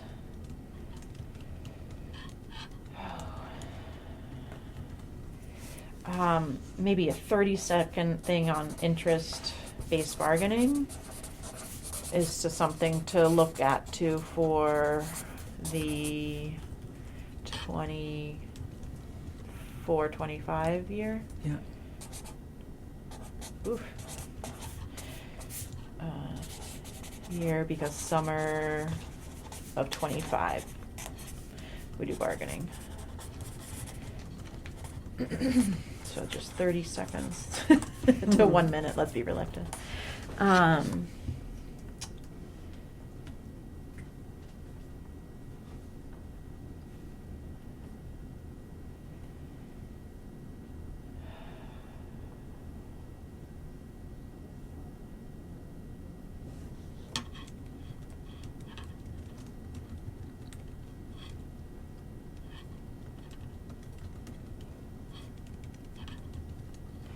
don't know, do we want to say anything about that curriculum? The investigating history curriculum? I wonder if we could just have one slide where we just say, we don't have time to talk about all these, but This is here, we, okay. there were really great These are sessions on topics, these, and yeah. if you That's want a to learn good more, idea, you can yeah. watch our video from our subcommittee meeting.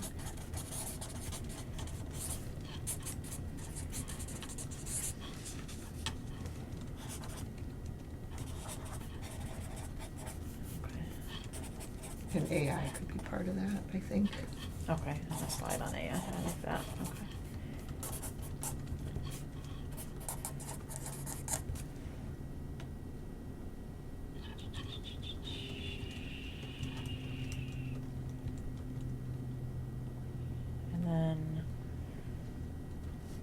And then a slide on just kind of the legal takeaways, maybe.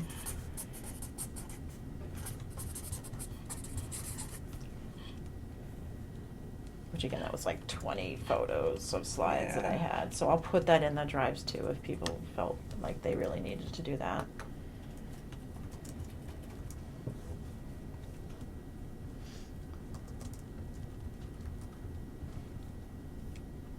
AI, lawyer sessions.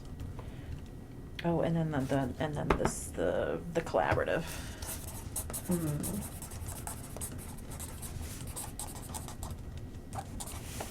Did I miss anything?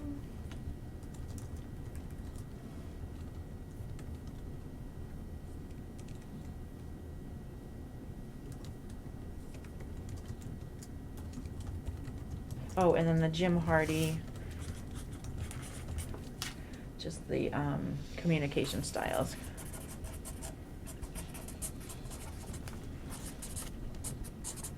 Summer retreat.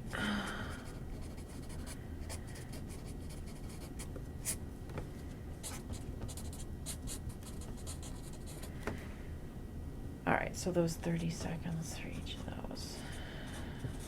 So 1, 2, 3, 4, 5, 6, 7, 8, 9, 10. That's a miracle. Okay, so we'll just need to. So I'll throw this. Now we have to actually do it. Now we have to actually Now you're gonna do it. She's gonna So, so yeah. So again, I'll send all the documents that I already have, and then I'll put them into a PowerPoint, taking your notes. And again, you don't have to, we don't want to read off of them, Mhm. but just kind of give a very summative statement on each of them, Mhm. and then to refer back to our lengthy meeting today. Yeah. Sorry, everyone. But it was You a really good captured conference. So much. I'm just in It was awe of your. so exciting. It was very inspiring. It was. It was like, ooh, okay. It was a lot of good things that go on at those, and I only went for the first time last year to this particular MAS, the joint one. I never went before. And then I had to leave because something went on here and I had to come back. But I didn't even get to enjoy it, really Aw. dig in this much. So, but yeah, there's really such good things going Yeah, on. and there was a summer one for MASC in Marlboro, and it was Oh, like okay. an afternoon, then a morning, like a Friday and a Saturday, Oh, and I yeah. went last minute, and that was good as well. Yeah. So. Put a lot of thought into the presenters, and it seems to always be very current about as far as the topics that are being discussed. Mhm. So, it's just taking being able to take the time to go. Yes, yeah. Yeah. Taking time off of work and kids. Yeah. and- Oh, I just realized Yeah. I didn't include in my notes, there was a wellness policy talk that I went to. That was the first Oh. one I went to. But we're going to be talking about that because we Yeah, have the you're on the wellness committee committee, going yeah. already, so we don't even Yeah. need to, yeah. Yeah, and I'll try to scan up the agenda so people can flip through if they desire to see what, if they'd want to consider going in future years. I wonder if But- they have it online. You could just do a link, so save yourself some Glory time. be! That's a lovely idea, Yeah. my dear. Yeah. I was like, oh, I gotta cut this page and scan Right? it. No. Wonderful. Okay, and then just the future agenda item is to think about the handbooks down the road. So, trying to get all the different documents, and then seeing from Janelle, like, legally what policies need to be in there, like the harassment and the bullying and special ed, I imagine, and trying to tackle those. But I think that will be a longer term project. Yeah. Um, And I think that we're better with the content in those handbooks. I was just gonna show you something, the format, I just pulled it up. Like, it's the formatting. And Yeah. we're constantly updating, it's just, we kind of, after the last time, just didn't bring the other one back, and then they wanted to bring it back. I'm like, wait, I don't know what to, so, like this, remember we were talking about the Oh. mending up and, Yeah. look at the strategic, this is Oh, an hard beautiful. copy. Yes, Yeah. yes. That, I bet you Chris Horan helped them. Look, Look at Wow. that, No, this- yes. this, Lots of beautiful pictures. she just, it seemed like I don't know if it's the assistant principal or they have somebody, look, this is the book. That's amazing. Oh, that's beautiful. And I think it has to be a dedicated somebody doing this. I mean, that's a graphic Yeah. artist. It is a graphic artist, It right? is, yeah. But to have, I mean, that would be a cool example to like try to model Yeah, I'd love to. Mhm. things. Maybe we can give ours to do it and give it to Menden Upton to design. Be like, can we have your template and just delete your stuff and put ours in Yeah, it? just on and on. Yeah. Just goes. Look how many pages at the end. All the beautiful Put our photos. students in. Yeah. It's gorgeous. That is Yeah. gorgeous. So that's exactly what he was talking about, and then Yeah. sharing aspects of that. If Yeah. I could have something like this, I'd be like, Yeah. Right? so gorgeous. Maybe we could, because Lori and I were talking at our subcommittee meeting last time about creating like living document folders within the drives, and I think you and Lori just did that not too long ago. So maybe sending that for that document for our kind of, not for this meeting per se, but into our subcommittee folder, just for future reference, so we have that document that we can look at, and something to aim for. All right. Does anyone else want to say anything else? I just want to say, in terms of the handbook, I don't know who you would have to actually do all that reformatting work, but I actually love doing that stuff, so I just want to put it out there that I love Beautiful. to do that, and I used to do that as part of my work when I was. You have offered to do that, Yeah. and I think that we were trying to, we had so many hands in the pot, we Yeah, figured out what was going right. on between the Word and Google and Yeah. early on in the year. And Yeah, it was getting like all too messed much up. like last minute, but But, so I think we have, I don't know, Megan was gonna review the one we were gonna do, but not this month, maybe next month. It's gonna look kind of the same with maybe just cleaned up formatting in it, I guess, right? So it's the formatting, but then there's also, it just looks like it started, with the document, and then they're like, oh, we have to add this in, but there's so much overlap between this and what was already there, and it just seems to meander all over the place, and you're like, wait, I read about that back there, and it's just not concise Right. as it should be, I think. Would you do that, would you do it as, is that something you would look at and change and do? You're sure you would do that? I would Change totally the do format? that. I would love to do that. I mean, As that's long as I something don't that we- have we like as a just committee to take we on. ask? I one mean, I day. feel like we should ask Megan and the Yeah. school committee if they're comfortable, or I don't know how Oh, it's been mentioned in the meetings before, that would be okay. like to which give that subcommittee Lisa to do. tack. So I think it would be like under the subcommittees, so maybe we could, like in terms of the content would have to be examined first, right? And any significant edits would have to be, presented back to you guys before any Yeah. beautiful formatting to take place to make that look like that. Oh, I don't Yeah. have the skills to make it look like what that was, that But the just to clean it strategic up. plan, that you showed us, but Well, no, I'm it just wouldn't have to talking be about the like that, but handbook yeah. in terms of like just making it more concise and, readable Well, and improving the I formatting. would be open, do you want, can you send a copy of it to Lisa and kind of give us not the original, because I don't want to mess up the one No, I that have the current most recent standing. one, I think, And that just Lisa and Darlene worked on. And just make a copy of it and just send it to Lisa so that she can, Start play with playing it. with it, Right, and then I and can kinda just give us show a- you what I'm thinking, yes, and, yeah. and I can keep like a separate document as in like notes, like, okay, I took this out because it was repeated here, just so you have an alert of what Lori knows how to have it be on the right side. Okay. So to show what was deleted or what was added, and you can add to it like details of like, because it showed up here or whatever. Yeah. So that would be interesting to talk with her, so you Okay. could track the changes. Okay. So then people could say yay or nay Yeah. to the changes you make. Okay, yeah, I mean, there will be a lot. I remember you're like, well, just send me what your changes are. And I'm like, okay, remove this, move that. I know, right? You're like, And then we had gotten it from the chair at the time. I'm like, Oh. oh my gosh, this was all coming at us, and it was. Yeah. And then we were It's too realizing much. what had happened initially to even skew some of the formatting already. So it just Yeah. became a just. I think mess. but would it be okay if I did it in Word? Is that all right? Or does it have to Yeah. be Google Docs?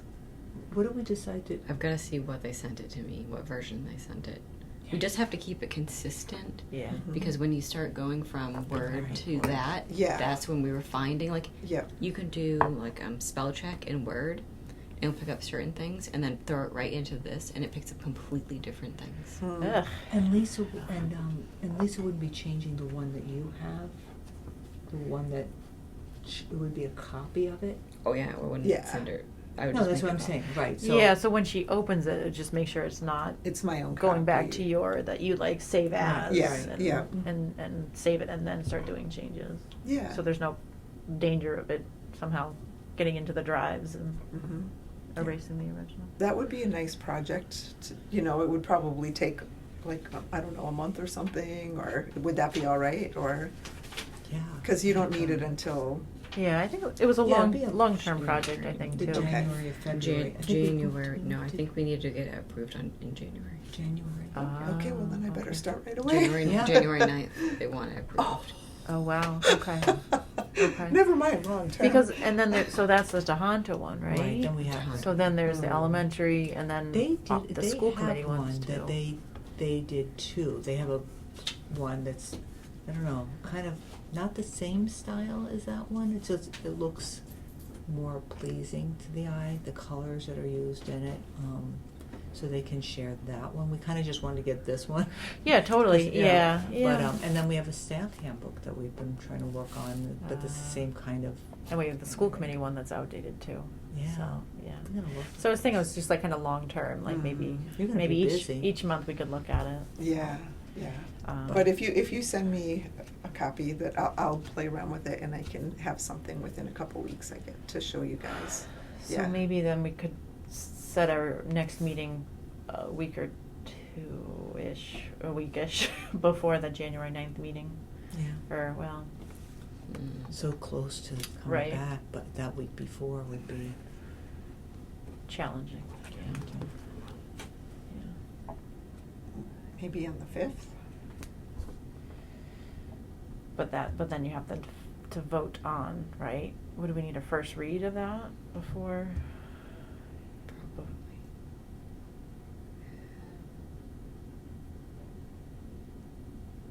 So Does I would Stephanie send need it to to be you in by the- like the 29th? Could that be the 29th. first read though? I mean, could you read it offline, like not at a meeting? And then, And then have We that vote? discuss I it don't know, at that's the a Megan meeting? question, I guess. I don't know if we're allowed to vote on the handbook without a first read, I don't know. 'Cause oh we- no, we would, so probably I would not. get it to you before the meeting, and then you But in would terms have- of at meetings, like, cause usually it's like, say, next Tuesday we would do the first read and then, Well, it wouldn't be a first read because we've already done we've read it like some. 10 times, right? Yeah, I guess, okay, So I okay. think you So you could wouldn't vote. have to, okay. I feel like the 5th is too close though, cause if there's That any seems major close. revisions. Yeah. Whoops. Sorry, they upgraded me to, I can't even bring a calendar up anymore.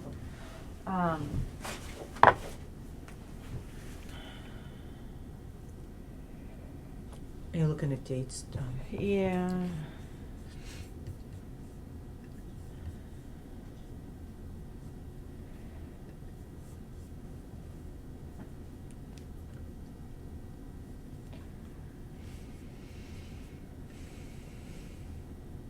It's the 9th is the next meeting.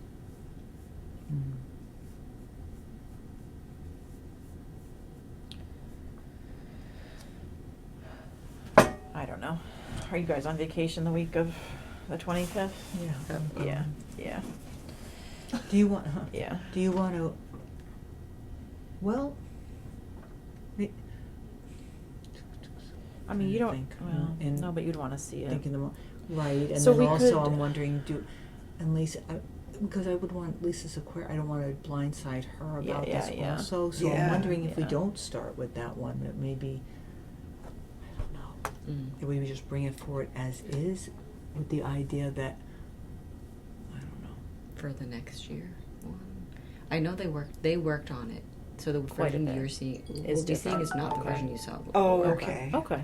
But it still right, without Right, there's still the I think there's still formatting more errors, work, but it, they have updated. it looks the same, it's the same, Yeah, because I think Style. like when we're talking about it, it's like long term, like Yeah. not like those major changes are probably not going to happen for this approval, but like maybe in like January, February, we can look at for the next year's Yeah. approval that we can start doing some of those formatting. yeah. Because I don't think it's not realistic to. And for you to, I mean, how you, Yeah. Merry Christmas. Merry Christmas. I know. Sorry. I love that kind of project, Yeah. actually. Yeah. But maybe looking in the new year that maybe every month, like, so maybe in February we can look at it within or at the end of January or something, look at it again and have suggested changes. Mhm.